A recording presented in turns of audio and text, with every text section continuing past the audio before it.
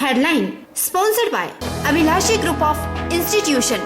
Join us to beat the crowd.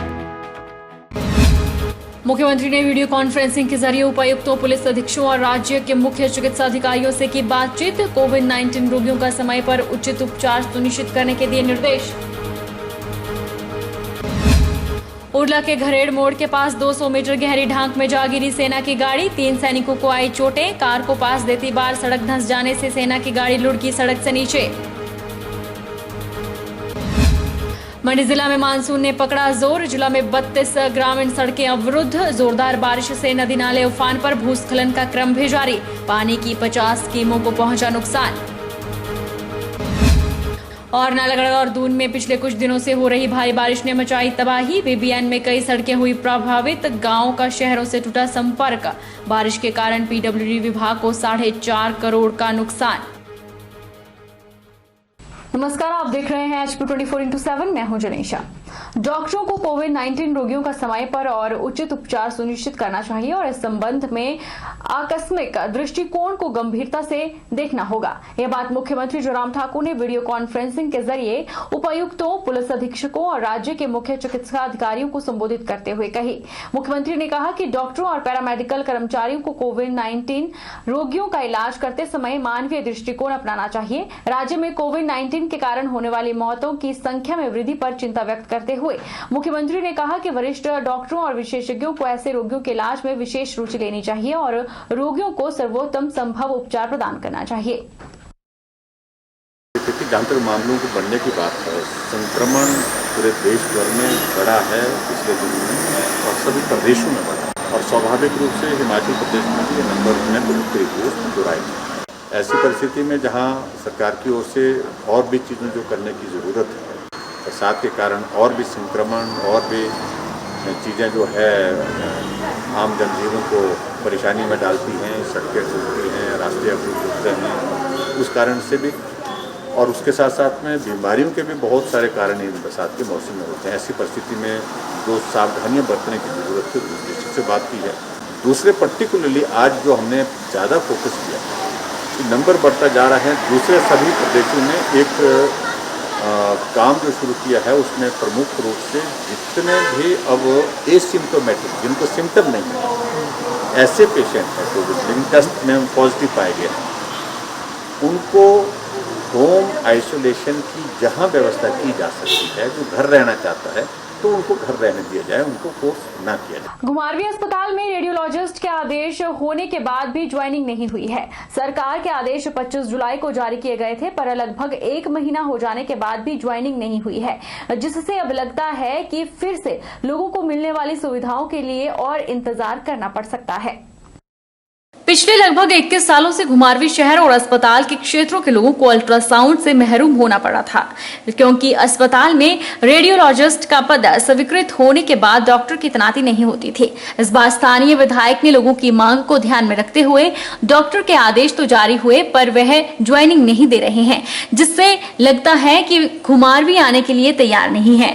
गर्भवती महिलाओं को अल्ट्रासाउंड की जो सुविधा निजी अस्पताल में दी गई है, वह 1 महीने में लगभग 152 के करीब महिलाएं निजी अस्पताल में अल्ट्रासाउंड करवाती हैं, जिससे सरकारी खजाने में सीधी चपत लग रही थी, जिससे छुटकारा मिलने की उम्मीद बंधी थी, पर उम्मीद सपनों पर मरहम न लगा सकी और सरकार के द्वारा जारी आदेश के बाद भी ज्वाइनिंग नहीं हुई है, जिससे लोग अपने आप को ठगा सा महसूस कर रहे हैं। वहीं सीएमओ बिलासपुर का कहना है कि यह मामला उनके ध्यान में नहीं है और ऐसी कोई बात है तो इसके लिए जल्द ही डॉक्टर तैनात किए जाएंगे। किसी का स्थानांतरण करना और किसी की अपॉइंटमेंट करना वो मेरे अधिकार क्षेत्र नहीं आता है और इसके बारे में सरकार को अवगत कराया गया और भविष्य में शायद कोई रेडियोलॉजिस्ट वहाँ पे ज्वाइन करता है तो सेवाएं सुचारू रूप से शुरू हो जाएंगी, लेकिन जब तक रेडियोलॉजिस्ट वहाँ पे ज्वाइन नहीं करेगा तब तक हम जो है इस जो अल्ट्रासाउंड की सेवाएं नहीं दे पाएंगे। बल्कि 21 सालों से खाली चल रहा था, उसे भरा गया था, उस पद पर एक डॉक्टर की नियुक्ति हुई थी, लेकिन आज इतने दिन बीत जाने के बाद उस डॉक्टर ने अभी तक घुमारवीं के अस्पताल में ज्वाइनिंग नहीं दी है और पिछले 21 सालों से जो अल्ट्रासाउंड की मशीन धूल फांक रही है। सोलन कंडाघाट के उपमंडल सायरी चौकी का 70 साल बाद किसी डीजीपी ने निरीक्षण किया। पूर्व मंत्री और सोलन से विधायक कर्नल धनराम शांडिल के आग्रह पर डीजीपी संजय कुंडू ने सायरी चौकी का निरीक्षण किया। ब्रिटिश काल में सायरी बंगलो एक ऐतिहासिक जगह थी। यहाँ पर लॉर्ड कर्जन भी ठहरे थे। बाद में इस बंगलो को पुलिस थाने में तब्दील किया गया, लेकिन 1977 में इस थाने को रामशहर में शिफ्ट कर इसको चौकी बना दिया गया। कांग्रेस सरकार में मंत्री रहे और सोलन से विधायक धनराम शांडिल ने सायरी चौकी को थाने बनाए जाने का मामला कई बार विधानसभा में उठाया और मुख्यमंत्री को इस बारे में पत्र लिखा। कर्नल धनराम शांडिल के आग्रह पर डीजीपी संजय कुंडू ने सायरी चौकी का निरीक्षण किया। ऐसा पहली बार हुआ है कि कोई उच्चाधिकारी ने सायरी चौकी का निरीक्षण किया हो।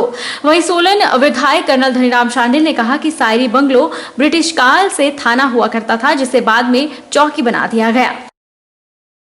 ये एक ऐतिहासिक स्थान है जहां पर ब्रिटिश काल में बड़े बड़े फौजी कमांडर्स और बड़े बड़े सीनियर अधिकारी इस सायरी बंगलो, जो कि एक सचमुच में एक पीडब्ल्यू रेस्ट हाउस इनिशियली था, परंतु धीरे धीरे इसको थाने में बदल दिया गया। आज इन्होंने स्वयं डीजीपी साहब ने और उनकी टीम ने जाकर इस जगह का निरीक्षण किया और अंकित किया रिकॉर्ड बुक में भी, और जो मैं समझता हूँ एक प्रकार से इतिहास बना कि इतने दिनों बाद डीजीपी लेवल के ऑफिसर साहब ने हमारा ये ऐतिहासिक स्थल देखा। और यहाँ पे अभी तक भी वो बिल्डिंग जो ब्रिटिश काल से बनी आ रही है मौजूद है, परंतु एक पुलिस चौकी के स्थान पे अब आशा की जाती है शीघ्र ही ये थाना परिवर्तित हो जाएगा और इनको जो भी सुविधाएं इसके लिए देनी होंगी मैन पावर या व्हीकल के रूप में वो दे दी जाएगी। प्रदेश कांग्रेस के सचिव देवेंद्र नेगी और मनाली ब्लॉक कांग्रेस के उपाध्यक्ष हंसराज शर्मा आज मनाली में मीडिया से मुखातिब हुए।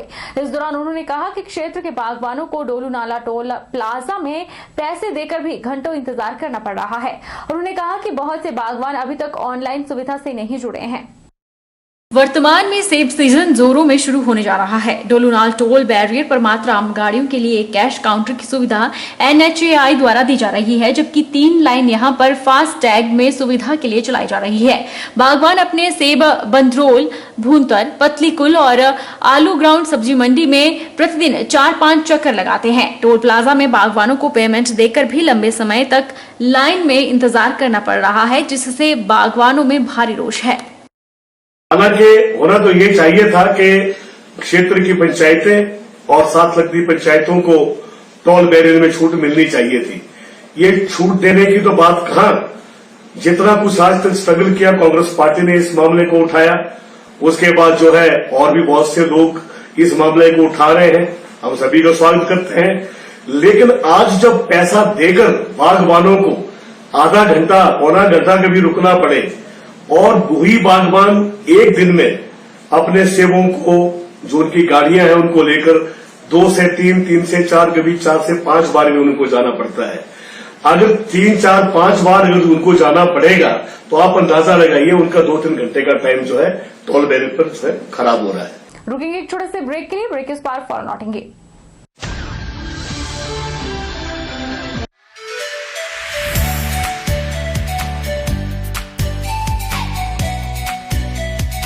Abhilashi Group of Institution, where you can get admission in 2020 and 21 for BTech in Civil, Mechanical, Electrical and Computer Science Engineering, Diploma in Civil, Mechanical and Electrical Engineering, B Pharmacy, B.Ed, D.L.Ed, MSc, Physics, Chemistry, Botany, A&M, GNM, BSc Nursing and Post Basic BSc Nursing courses. For detailed inquiry, please contact Abhilashi Group of Institutions, near Chowk, Tehsil Balh, District Mandi, Himachal Pradesh.